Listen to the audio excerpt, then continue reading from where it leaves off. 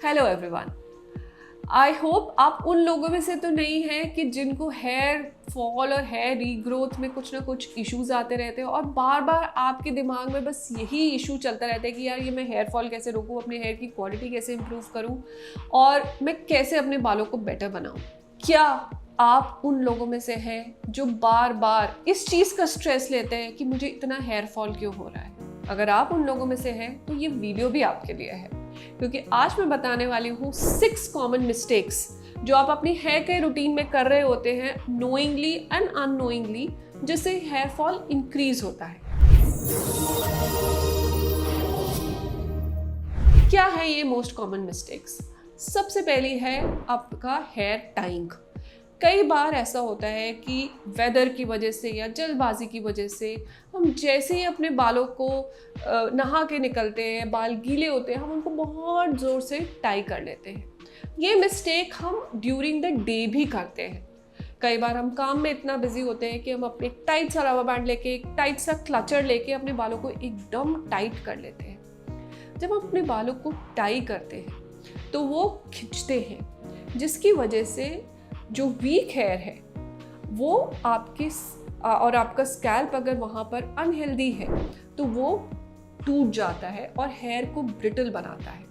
साथ के साथ जैसे वेदर में अगर आपको बहुत हीटिंग होती है आपके स्कैल्प की, ये हीट आपके स्कैल्प में ट्रैप रहती है।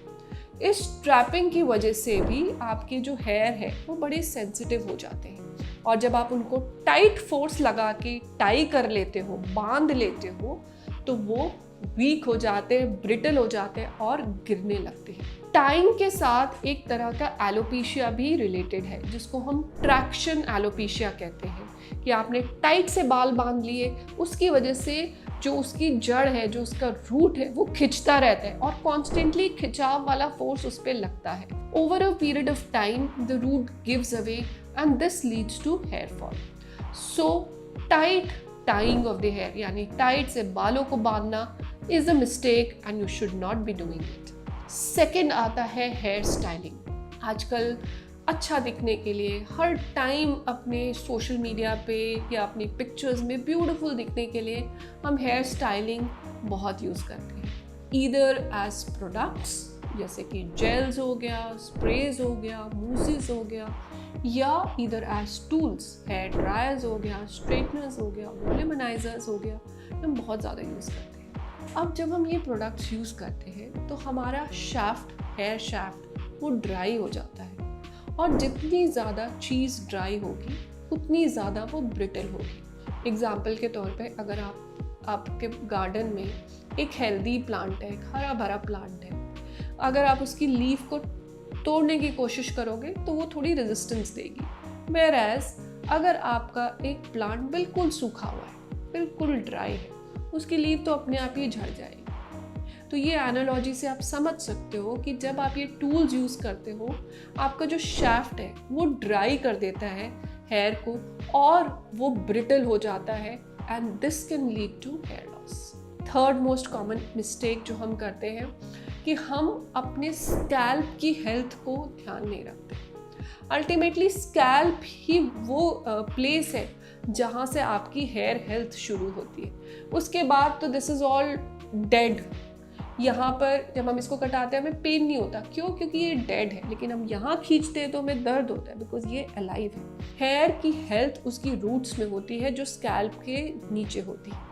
अगर आपका स्कैल्प अनहेल्दी है किसी भी वजह से, या तो उसके अंदर डैंड्रफ है, या उसके अंदर आपने ठीक से क्लीन नहीं किया हुआ, उसके आप बहुत सारे एक्सेसिव केमिकल ट्रीटमेंट्स कराए हुए हैं, तो उसकी वजह से वहाँ पर एक लेयर बन गई है, एक कोटिंग बन गई है, या आप अपने स्कैल्प को स्टिमुलेट नहीं कर रहे किसी भी तरह के मेडिकल एक्सफोलिएशन ट्रीटमेंट से, या उसको कुछ नरिशमेंट नहीं दे रहे, तो आपका स्कैल्प अनहेल्दी होगा।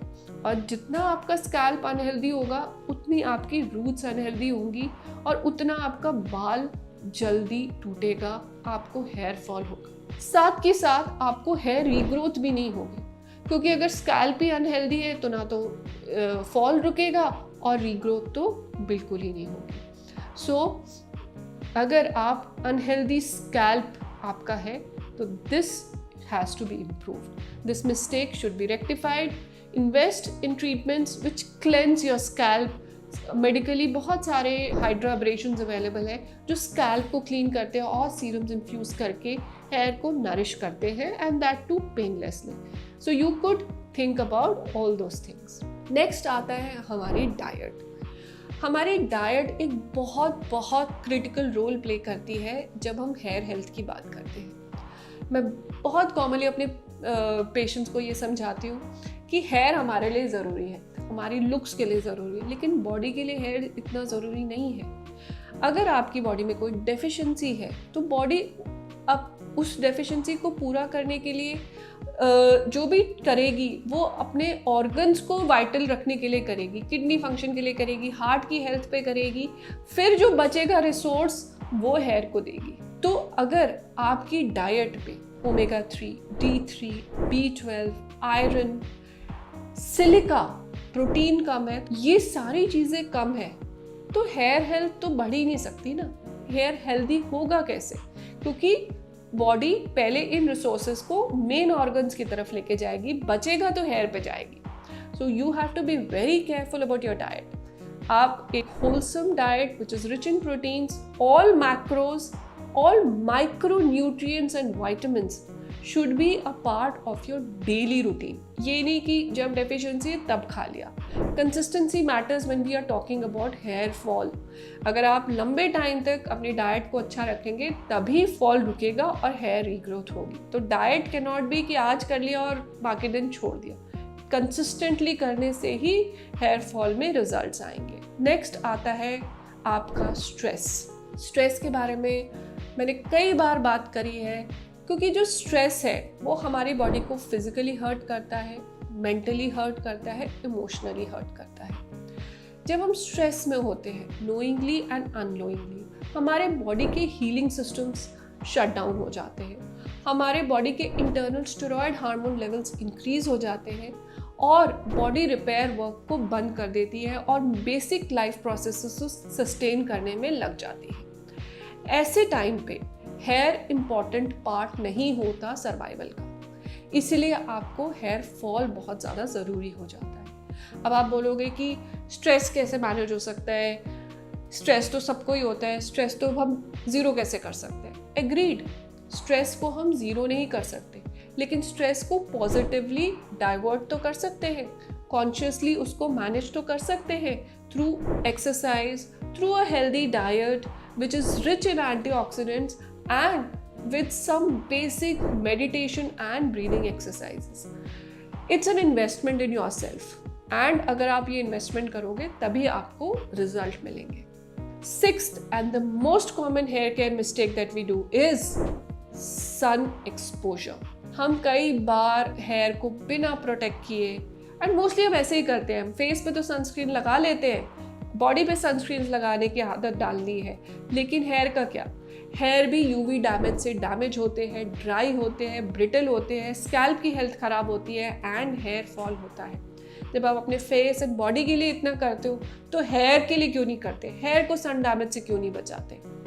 सन डैमेज से बचाने के लिए बहुत सिंपल तरीके हैं. आप अपने हेयर को हाइड्रेटेड रखिए, एक प्रोटेक्टेंट लगाइए और अपने हेयर को फिजिकली कवर करिए अगर आप बाहर सन एक्सपोजर में जा रहे हैं.